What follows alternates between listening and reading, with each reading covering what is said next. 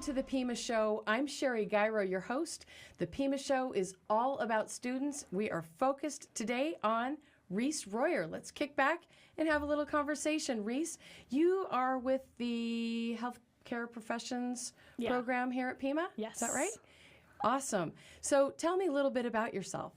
So I grew up in Arizona, and then I started my college career at the U of A, actually. I was there for a year and a half, and it was hard. Yeah. So I ended up transferring to Pima, and it was finishing up all of my prereqs and everything, which took a lot longer than most people, but that's okay. And then I applied to their nursing program, but I also did their concurrent program, so I'm also part of GCU's portions of things, so I get my bachelor's as well. So here at Pima? Yeah, I'm doing Pima's nursing program and GCU's, so they like flip-flop each semester, like with summer and winter included. GCU meaning Grand Canyon University, right? Yes. Okay, just clarifying that. Wow, that's great. So tell me, because a lot of students struggle with U of A because it's so big and the classroom sizes are huge. And tell me, what was it like for you when you switched over to Pima?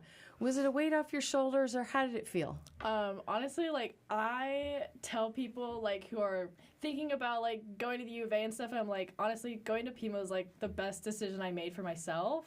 And so I tell people, like, if you're thinking about like applying to nursing or anything, like, check out Pima's program, because it really is a great program, and I'm so glad that I transferred over here versus staying at the U of A, because when I started there, it was right after COVID happened, and so I went from being completely online to going to in-person classes with like 300 plus kids, and it was a lot. So yeah, I think the class size is a lot better, and there's a lot more focused, I guess, like with your teacher, you can get a lot more help from them. So yeah. And that's good advice for any student, not just a nursing student, right? Yeah. So what got you into nursing? I've always wanted to work with people.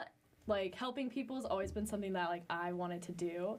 And so, like, at one point I was like, oh, I want to be a teacher, but I also am really fascinated by medicine and everything. And so that's kind of what got me into nursing. I'm really interested in going into labor and delivery specifically. So I love the little babies. I was just recently in the labor and nursing school over at Pima over in the H building. Let's take a look at some of that. We've got some video we'll show you in a second here. That's a new building there. Yeah, I haven't been in there yet. Oh, you haven't been in there yet, so you haven't been able to enjoy all of the things that it has to offer. Yeah. Oh, well, it's amazing, especially because I was in the nursing. I'm sorry, the maternity and. The maternity part of it, and I kind of got to know some of the people in there, some of the instructors and some of the students. I was amazed, and I think the thing that really impressed me the most was that, see that mannequin right there? Mm-hmm. That was unreal. Have you dealt with any of the mannequins at Pima? I have, yeah. When we had a simulation lab first semester, they can talk to you and everything through it. And the first time I did it, I was kind of really freaked out. I was like, this is kind of weird. I'm talking to a fake person and they're talking back to me. Yeah. In that one, that one mannequin that was they even simulated her going into labor, which was whoa. Wow. Yeah. So you'll get to go in there and yeah, I'm really excited. And check that out. There's all kinds of different things. Have you heard anything about the new facility? Not really, no. Well, you definitely should go in there and check it out. Actually, anyone should go in there and check it out and see what it's all about, because it really has top of the line technology that you would need, especially for someone who's going to get into nursing.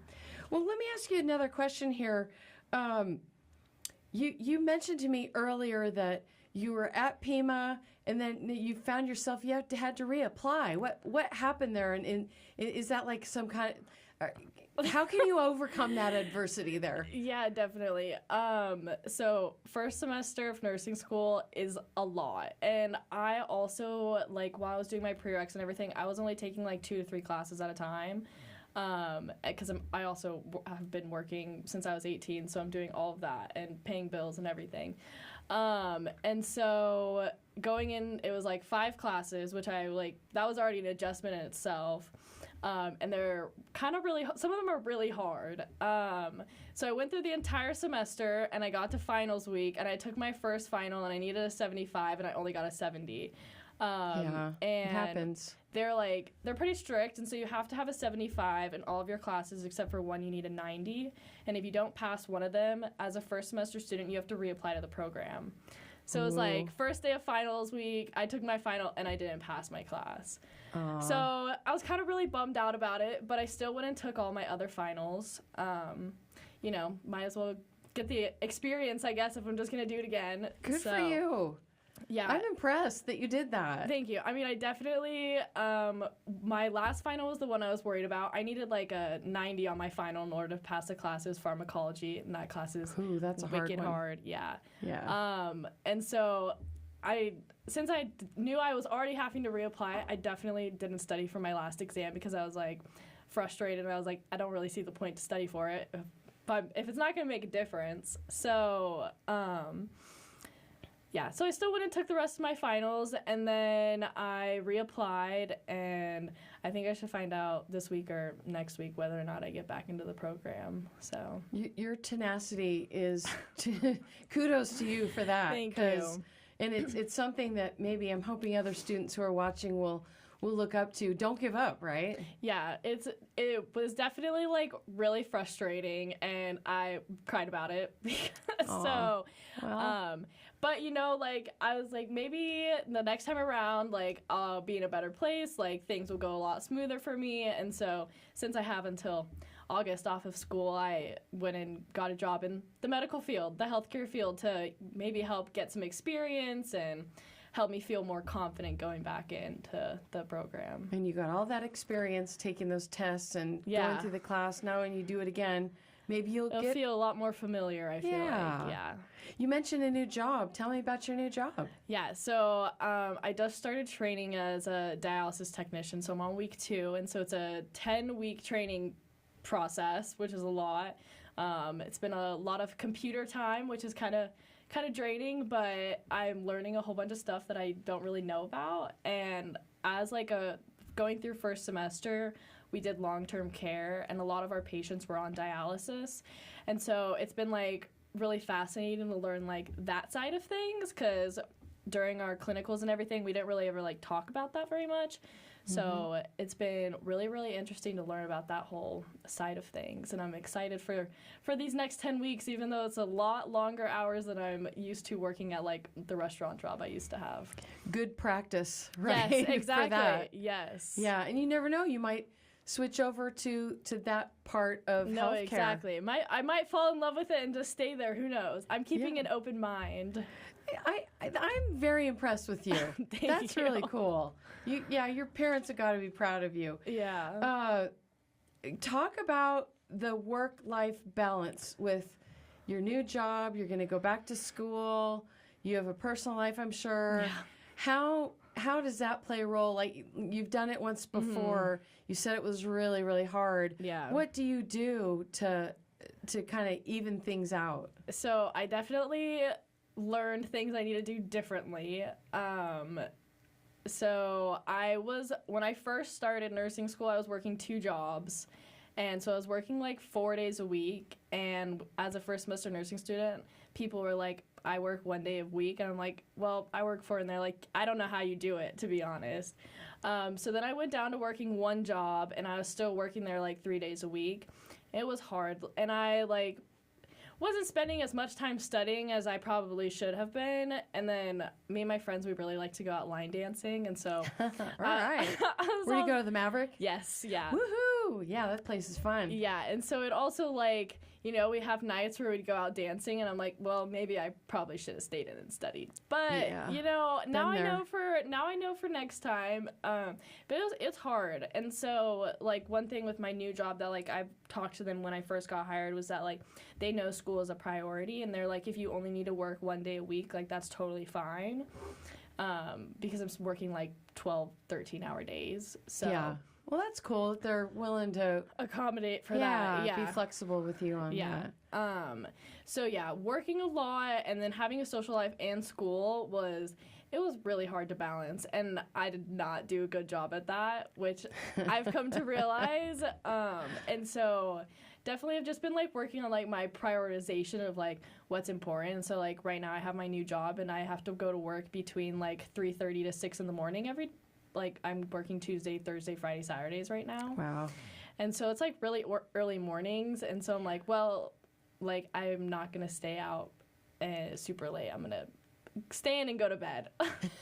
Yes. So right. If you only knew what I did. Haven't we all been there? Oh yeah. Right. Yeah. You don't want to see my GPA. Anyhow, I'm just kidding. It's actually really good at Pima, my GPA, because I went there too. So, do you have any advice? I know you gave the advice before, but any advice for nursing students, any student, besides, if you're going to the U of A, try Pima. Any other advice you want to give? Definitely take advantage of the resources they give you. That is something that I did not do because, like, Pima, I know, like, for nursing specifically, like, they have the SNAP organization, and it's, like, $30 to join, and, like, I don't think you have to join it to, like, have their resources, but they have, like, tutoring, like, one-on-one, like, you can text them, like, picture of your math homework, and they can, like, help you work through the things that, like, you don't know how to do, and, like, stuff like that. And so I think that's something, like, I wish I would have taken advantage of, especially with, like, pharmacology, because that class totally kicked my butt. Yeah. And so definitely taking advantage of the resources that you have available to you. And there's also the learning center that we have right down the hallway there. There's that too. Yeah. And then there's student success coaching. Mm-hmm. Did you ever look into that? I did not. I was like, you know what? I got this. I can do it on my own. No, I cannot do it on my own. That's okay, though. Try it this time. Try it next time. No, exactly. Student success coaching. Yeah. And having little study groups. Like, my cohort was really small. Like, there were only 7 of us in my group. But definitely, like, having, like, 3 people, 2 or 3 to study with, I think would have been, like, super helpful, because you can, like, maybe you think of something this way, but they think of something that way, and it clicks better for you. And so I think having little study groups would be really important. Yeah, 2 heads are better than 1, right? Yeah. Yeah. So I'm going to quote the Dean of Healthcare Professions, Don Martin. He says this a lot, and it kind of really sticks to my mind. He says that we graduate about 600 students a year in the healthcare professions, hopefully more now that we got the new building. Yeah. He says that if each of those students saw 5 patients a day, that would be 3,000 people a day receiving care in Pima County. In 1 week, that's 15,000. In 1 year, that's 750,000 patients per one healthcare professional. That's like 3/4 of Pima County. Yeah, that's crazy. That's crazy. Yeah. And so wouldn't you love to be one of those people that takes care of 750,000 patients a year? For sure. That's amazing. I think it is.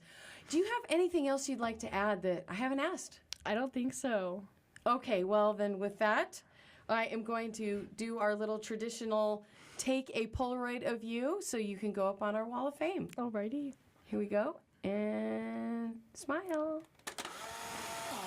Very good. Reese Royer, thank you so much for joining us on the Pima Show. Thank you for having me. Awesome. We will see you next time.